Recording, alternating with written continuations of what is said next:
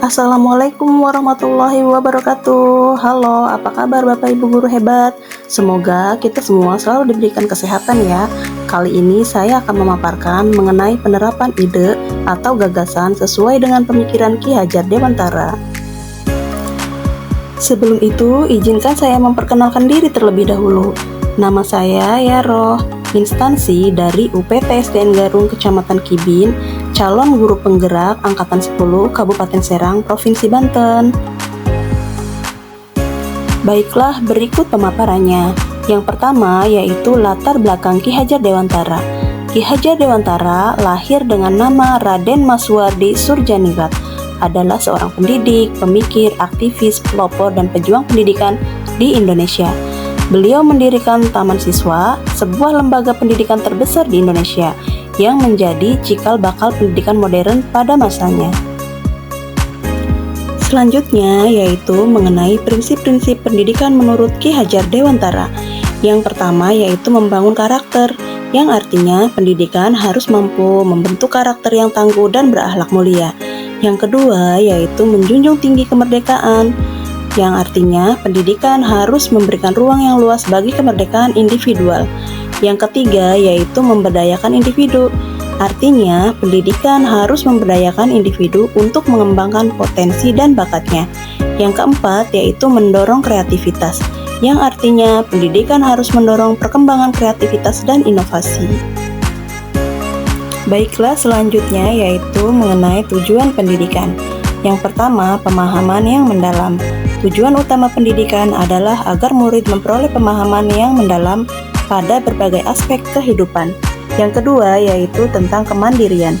Tujuan pendidikan juga untuk membentuk pribadi yang mandiri dan kritis. Yang ketiga yaitu tentang pengembangan potensi, mendorong setiap anak untuk mengembangkan bakat dan potensi mereka. Berikut tentang penerapan ide atau gagasan ala Ki Hajar Dewantara. Menampilkan penerapan ide dan gagasan sesuai dengan pemikiran Ki Hajar Dewantara dengan pendekatan yang kontekstual dan relevan dalam dunia pendidikan saat ini, termasuk cara mengintegrasikan nilai-nilai dan filosofi beliau ke dalam lingkungan sekolah. Selanjutnya yaitu alasan kontekstual penerapan ide. Nah, yang pertama ini visi pendidikan.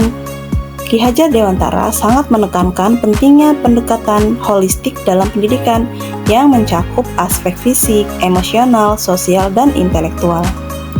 Selanjutnya, pendidikan inklusif. Mendukung pembelajaran berbasis keterampilan, menciptakan lingkungan yang merangsang perkembangan optimal bagi semua peserta didik. Nah, yang ketiga yaitu kolaborasi dan pengetahuan. Merumuskan cara-cara untuk mempersiapkan anak-anak menjadi pemimpin masa depan yang inklusif, berani, dan berwawasan luas. Kali ini mengenai hasil penerapan ide dan gagasan.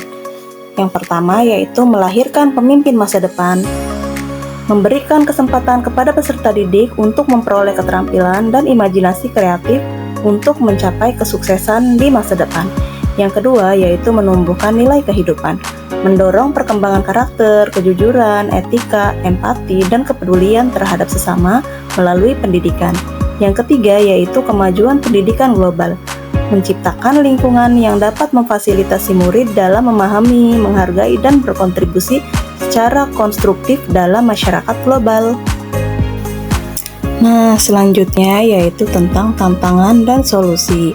Yang pertama yaitu tantangan. Pengintegrasian nilai-nilai Ki Hajar Dewantara yang komprehensif sehingga dapat diterapkan secara konsisten dalam seluruh aspek kehidupan sekolah. Nah, solusinya pengembangan metode pembelajaran yang mendukung dan mendorong kemampuan peserta didik untuk memahami, menerima, dan menghargai perbedaan individual. Implementasi yaitu menerapkan kurikulum yang memadukan unsur lokal dan global, memungkinkan pengalaman belajar yang inklusif bermakna. Nah, ini adalah penerapan pembelajaran di kelas berdasarkan pemikiran Ki Hajar Dewantara. Ini adalah salah satu contoh pembelajaran di era digital. Saya kali ini menggunakan Wordwall untuk permainan online. Wordwall adalah game edukasi yang berbasis web yang digunakan untuk membuat game berbasis kuis yang menyenangkan. Jadi anak-anak lebih termotivasi untuk belajar dan lebih menyenangkan. Nah, kegiatan penerapan pembelajaran yang kedua yaitu diskusi kelompok. Kegiatan diskusi kelompok merupakan kegiatan yang dilakukan dengan melibatkan lebih dari satu individu. Kegiatan diskusi kelompok ini dapat menjadi alternatif dalam membantu memecahkan permasalahan.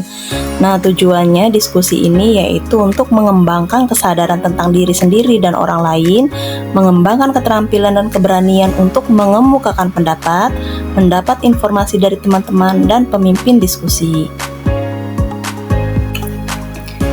Kegiatan penerapan pembelajaran yang ketiga yaitu pelaksanaan sholat duha dan pembacaan surah-surah pendek sebelum memulai pembelajaran. Nah, melalui pembiasaan sholat duha dan surah-surah pendek ini dapat meningkatkan sikap disiplin peserta didik. Kedisiplinan di sini yaitu setiap peserta didik dapat mengendalikan dirinya, tidak datang terlambat ke sekolah. Yang kedua, melalui pembiasaan ini dapat meningkatkan sikap religius peserta didik. Dan yang ketiga, melalui pembiasaan ini diharapkan peserta didik dapat menjalankannya secara berulang-ulang dan terus-menerus yang bertujuan agar kegiatan tersebut menjadi suatu rutinitas yang biasa dilakukan dan tidak dapat dipisahkan dari kehidupan sehari-hari. Kesimpulan dari pemaparan yang tadi yaitu kita mendapatkan pertama, warisan pendidikan. Ki Hajar Dewantara memberikan warisan berupa gagasan dan prinsip-prinsip pendidikan yang masih relevan hingga saat ini. Yang kedua yaitu penghargaan luhur. Ki Hajar Dewantara dihormati sebagai salah seorang Bapak Pendidikan Nasional Indonesia. Yang ketiga yaitu inspirasi bagi generasi mendatang. Gagasan Ki Hajar Dewantara terus menginspirasi para pendidik dan murid dalam menjalani proses pendidikan. Demikian pembahasan mengenai penerapan ide atau gagasan sesuai penilaian Ki Hajar Dewantara.